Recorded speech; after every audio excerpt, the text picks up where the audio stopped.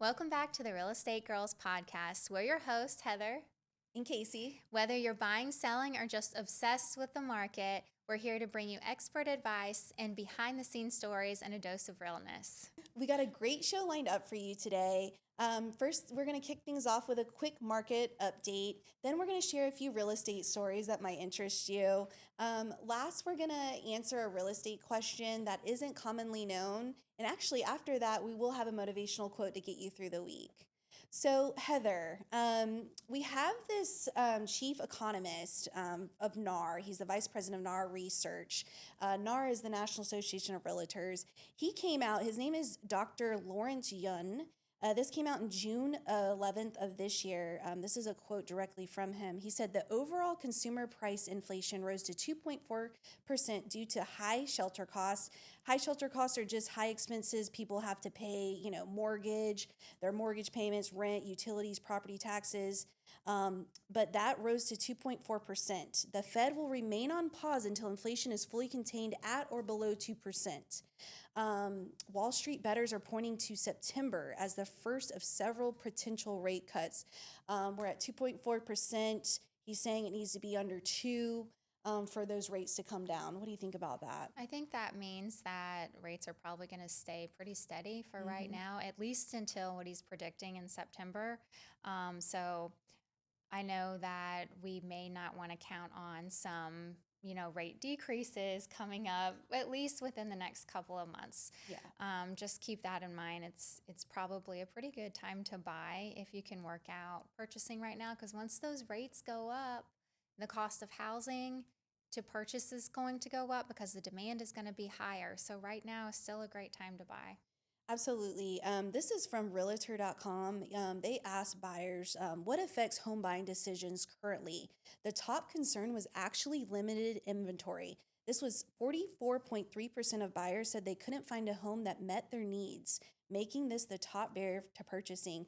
And what I can think, I can't help but think is, especially in our area, buyers can't afford what they used to basically when rates were in 3-4% or lower, they could afford a much bigger house. Maybe they have a mother-in-law living with them, maybe they have a big family, and now they're seeing, okay, with this interest rate, this is my monthly payment, I can only afford this. And so this is what I kind of thought about that as limited inventory, because when you look, we have great ton of inventory, over 4,000 active listings. Their expectations are just different. That's what I think. Yeah. Yeah. They're looking for that nicer house, to be more affordable.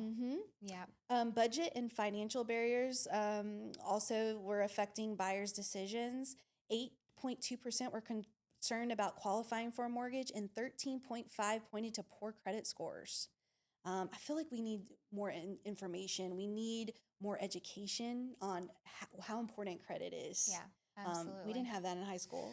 No, we didn't have that type of education in high school as far as how important credit is, but I almost wonder if people are using their credit cards more now than they used to years ago when inflation wasn't as high.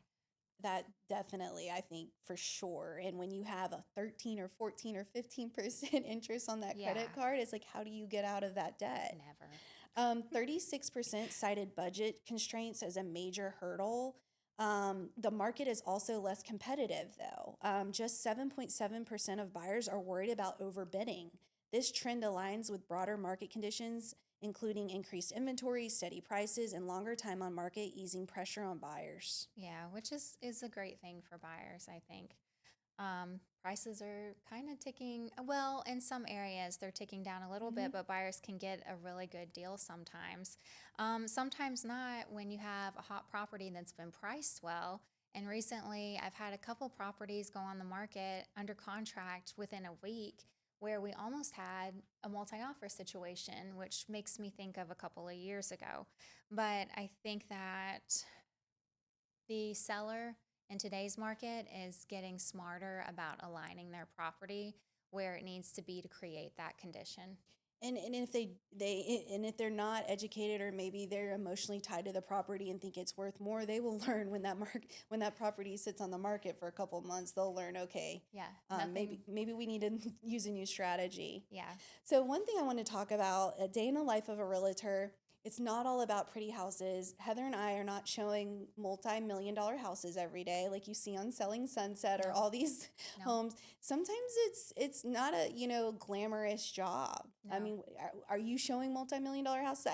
I spoke for you, but Yeah, I'm not showing multi-million dollar homes every day. I'm showing the average home that your average home buyer can purchase and solving the average problem that the average home has with inspections, appraisals, things like that. but in things that you wouldn't normally think about, and I think I kind of touched on this the last episode, is I had this perceived notion that realtors maybe work part time, or, and some of them do, or they're unemployed. It was completely false. I didn't know what I was talking about until I got into the business.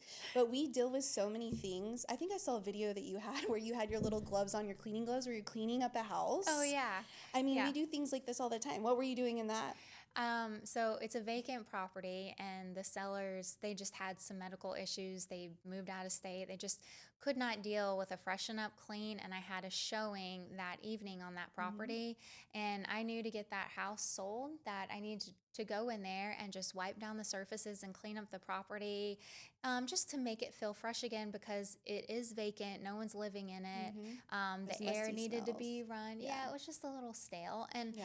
I mean, stuff like that we do all the time. We're also problem solvers. Yes, I had one. This was a multi-million dollar property, but it's not like every day. Yeah. But it was a beach house on Panama City Beach, and I negotiated a really good deal, and my buyers got a steal on it. But I think the seller, she was also a realtor and had ownership in this property. For whatever reason, she thought that she could take all the linens from the 15 beds that were in the house, even though the contract, all that was supposed to convey. As Furnished. you know, with short-term rental properties, a lot of this stuff conveys and you can write it in a contract. I'm talking like silverware conveys everything, Yeah. because this property is mainly going to be used as a short-term rental, and so you Right. just want to continue those rentals. You don't really want to have like a pause. Yeah. So I think it was like the final walkthrough I discovered this, that all the linens, sheets, everything, towels were completely gone, and in that situation, obviously you were like, what the heck? But you know what? The buyer still wanted to move forward, because I obviously told them, educated them on how great of a deal we were getting. Yeah. And I drove over to Sam's. I bought sheets for 15 beds. That's amazing. Now the seller did reimburse me, but they Yeah. were out of state. This was all on me, because the sense of urgency was there, because we had a rental coming in. We had like vacationers coming in that Yeah. afternoon. Oh, wow. So I had to purchase sheets and towels, get them all cleaned, obviously, get them to the short-term property manager, make sure it's perfect, because Yeah. you don't want to have a one-star review, Right. um, on these Airbnb Yeah. sites. Right when you closed on the first guest. That would Yes, be, so it was very stressful. I mean, that's just one that we can think of that's like, but we made it happen. Like, yeah. I'm sure I looked crazy at Sam's with like 5 carts, but I think my dad actually came to help me That's just with awesome. like the legwork, because it was a lot. And I think I was in heels, Yeah. so it was a little That challenging. that's one thing in real estate is I feel like, especially being a mom, Hmm. you have to have a support team For sure. in unexpected situations like that. And you have 4 children. Like, how do you do it? How do you find balance, Heather? I don't, I've thought about this. I don't Hmm. really find balance. Hmm. I just make it happen. And I lean on my husband a lot, my Hmm. mother a lot, to help me with my children. But I'm up at like 6 a.m. every single morning, even on weekends. And Hmm. I'm answering phone calls, emails, just trying to get everything done until I fall asleep every single day.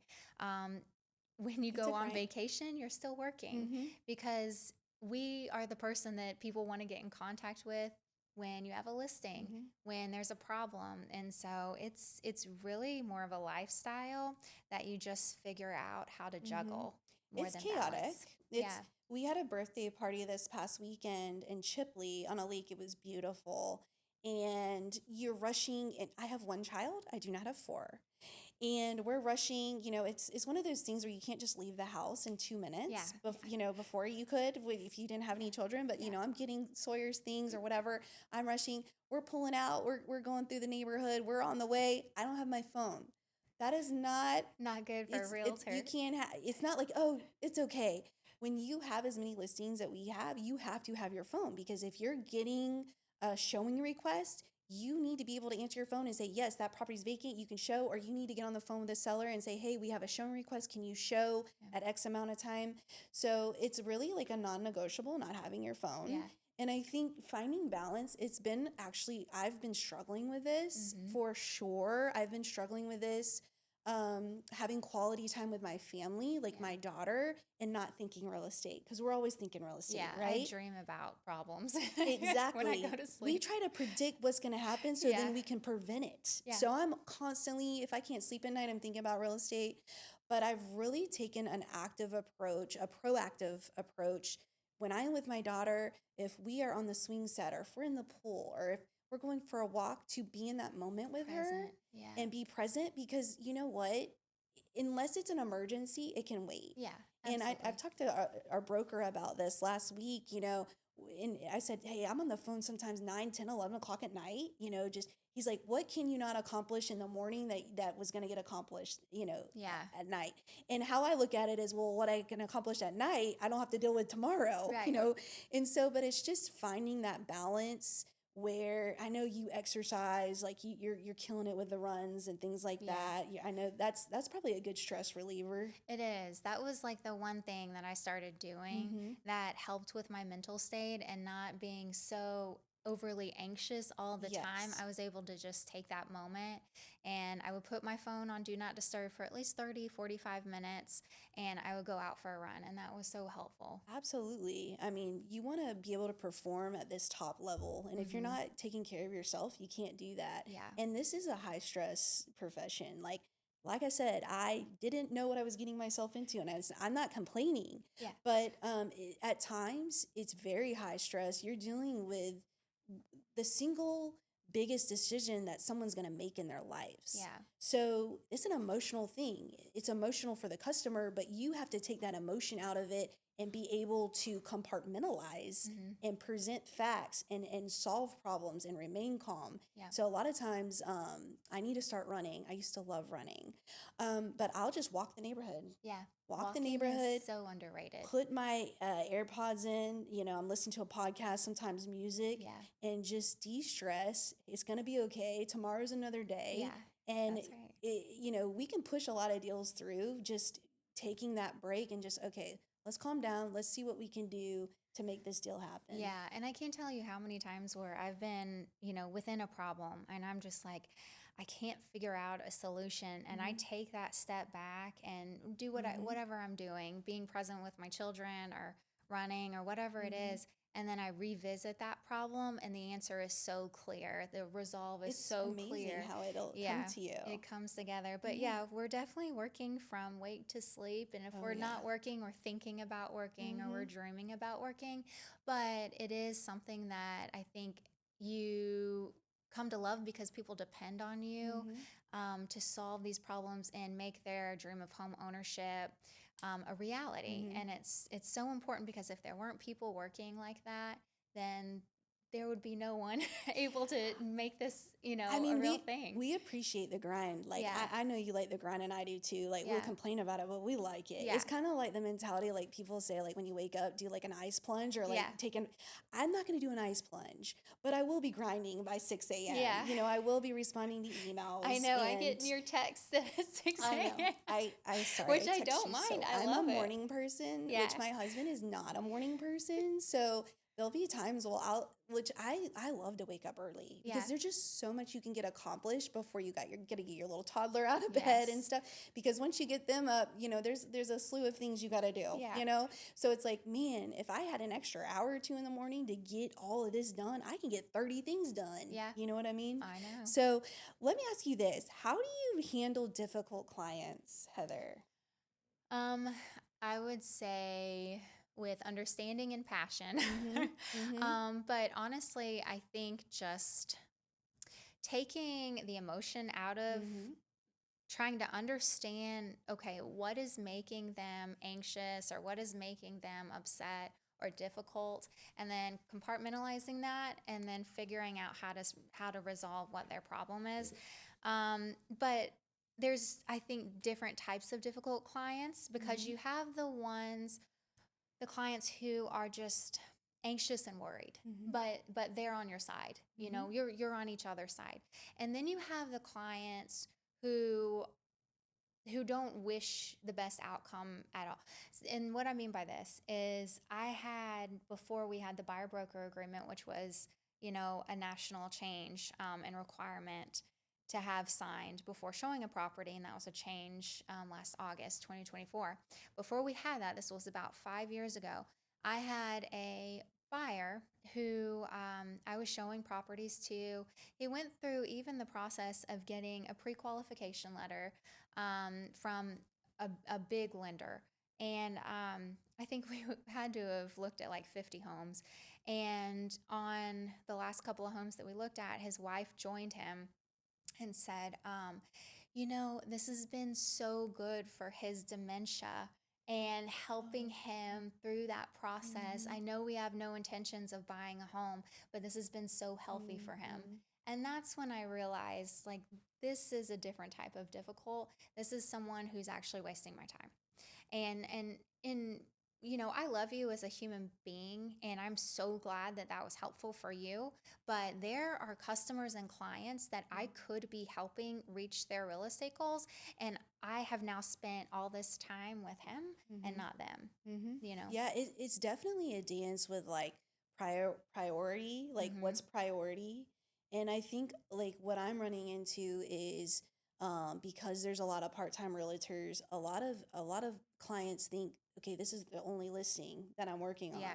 And it's like we have many clients that we're trying to get to and just providing them with market stats, with understanding. I think everyone is different. Like everyone has a personality and it's a way of navigating it.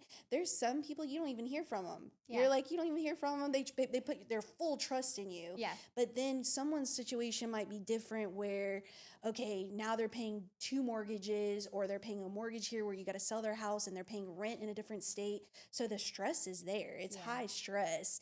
And you know, I'll have clients texting me 5 a.m. to midnight. Mm-hmm. And it's, I think, you know, setting boundaries Mm-hmm. is one thing that I am actually implementing now Yeah. because we're just so used to just, okay, respond Immediately. immediately. And I think setting boundaries and expectations from the get go has really helped me. Yeah. And, you know, understanding. But yeah, I mean, you are, and people, you know, I'll get texts, hey, why aren't you helping me? It's like, I've tried to get you pre qualified and that's all we can do right now. You know, the last thing I want to do is show you a bunch of homes Yeah. that you can't afford. And then now your expectations are up here, you know, Right. and sometimes it is difficult, you know, navigating those conversations and being professional and honest. And Yeah. we you know all of our clients aren't easy to work with, and Right. I'm sure they think about that as you're like, hey, Casey kind of tells it how it is. Like I don't really appreciate that.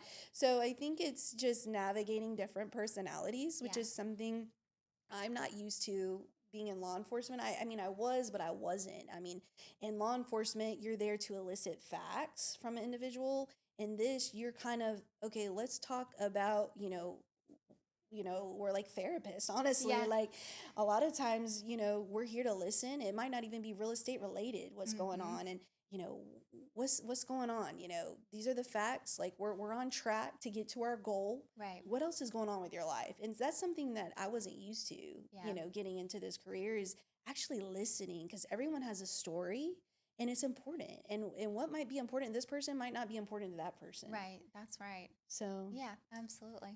so every episode, we like to answer one real estate question that isn't commonly known. So here's a common question we get. If a buyer is purchasing a property that's currently leased to a tenant, are they required to honor that lease? And I want to say, I did not know the answer to this question. Heather, you actually educated me on this question probably 5, 6 years ago. I had a quadplex I was listing, and I brought you on to help because I had never listed a quadplex, and that was one question that I had asked. And so, what do you think, Heather? So yes, rule of thumb is a lease is always superior to a sale. So, meaning if there is a written lease in place, then the seller or and the new homeowner who purchases that property, they must honor that lease and that tenant's lease. So that lease, it doesn't disappear when the property changes hands. It actually transfers over to the new owner who becomes the new landlord. So the tenant gets to stay and follow the same terms until the lease ends, unless there's something specific in the lease or local laws that say otherwise. Of course, every state has different rules, so these are the rules for in Florida. A lease is always superior to a sale. But there is a real life scenario and a caveat to that. Yeah, so currently we're under contract on a condo, and there's a lease in place. Now they wrote it because it was a precursor to listing because they knew they were wanting to sell the condo. Yeah. So they actually wrote it in the lease that within 60 days of that sale, if it goes through, that tenant has to vacate. And really, that's if someone's buying a condo as their primary residence, they're gonna have to move in within 60 days. So if it's written in, then of course. But you do see like you put a for sale sign up, and where a tenant's staying, and they get all this anxiety. And is this something that we have to talk them through? Hey, do you have a current lease? They're gonna have to honor this lease. Don't worry about it. And then tenants will say, well, they're just gonna up my rent as soon as they buy this property. It's like, nope, they have to honor the lease, which is the lease terms. And so investors will want to see that lease Yeah. because more than likely maybe the rent is going to go up, but they have to wait until that year is up, or 6 months, or whatever it is. Yeah, and actually providing those leases and having a locked in. So we've sold a couple of investment properties together, and having those leases available and being able to provide that income to a new owner slash investor for those properties was really valuable in selling the property. And the potential for a rate increase as well. Absolutely. So yeah, I think that's something that's not commonly known, and it's really beneficial to the tenant. You do have rights. You can't just have someone come in and try to kick you out. Yeah. And so look at your lease. If you don't have a lease, definitely get one if you're a tenant, Yes. because if you don't, then it could be a longer road. Right. So every episode we like to end on a motivational quote. So what do you think, Heather? So today's little motivational quote to carry us through the week. It's a quote that comes from Stephen Covey. Mhm. Am I saying that I right? think Stephen so. Covey, author of The 7 Habits of Highly Effective People. Proactivity is more than merely taking initiative. It means that as human beings, we are responsible for our own lives. Our behavior is a function of our decisions, not our conditions. We can subordinate feelings to values. We have the initiative and the responsibility to make things happen. In real estate, proactivity is a vital mindset and separates average agents from exceptional ones, especially when it comes to pricing properties. Being proactive in pricing means anticipating market trends, educating clients, strategically positioning a home for success before problems arise. And I think that everything we have talked about, in this episode, but in the last couple of episodes, we really put emphasis on educating our customers. Absolutely. A proactive agent is going to be forward thinking, as you said before. We're going to price effectively. Now, some homeowners don't want to, hear it, and sometimes that takes time in the market to educate them, unfortunately. But it's our job to put all the facts in front of that homeowner and say, hey, our goal is to sell this, you know, maximize as much as we can get for this sale for you, and this is the price that it needs to be at. And I think that's being proactive. And I know with my listings, when you have a slew of listings, every week I'm going through my listings, Yeah. and I'm seeing what's going on with them. Have we had any showings? If we did, what is the feedback? Is it the price? Whatever. Some agents don't want to provide feedback, but if you've had a lot of showings and no offers, it's probably price. Yeah. And so definitely I try to look at my listings once a week and analyze them and see what I can do to get this property moving. I don't just like to list something and just like, oh, I hope we get And an then offer. disappear. Yeah. You have to be proactive. You have to, if you need to switch up, marketing for it. Sometimes you have to. Sometimes you're throwing a curveball. Hey, I don't know why it's still, available, but let's try to rate buy down. Let's try to promote this. Absolutely. Yeah. And teaming up with a lender and coming up with, like you did Mm-hmm. with your lender, Steve Dick Mm-hmm. with Guild Mortgage, coming up with different scenarios that might help a buyer make a decision on the property, either reducing the price, rate buy down, which scenario works, Mm-hmm. is awesome to provide buyers in a way to put that value out there. Pushing the marketing out on social media more than just Hmm. once. Yeah. That's one thing. I have a list, and if we're not getting any movement, hey, let's push it out one more time. Let's make it look a little different and see what happens. But at the end of the day, if you're not priced right, you're way behind. Well, thanks for joining us on today's episode of the Real Estate Girls. Real estate meets real talk. We hope you are walking away with valuable insights, a few laughs, and the confidence to navigate your next real estate move. Don't forget to subscribe, leave a review, follow us on social media for behind the scenes content, upcoming episodes, and expert tips you won't want to miss. Real advice, real insights. We're the Real Estate Girls. Drop us a comment and we'll talk to you soon. See you next time.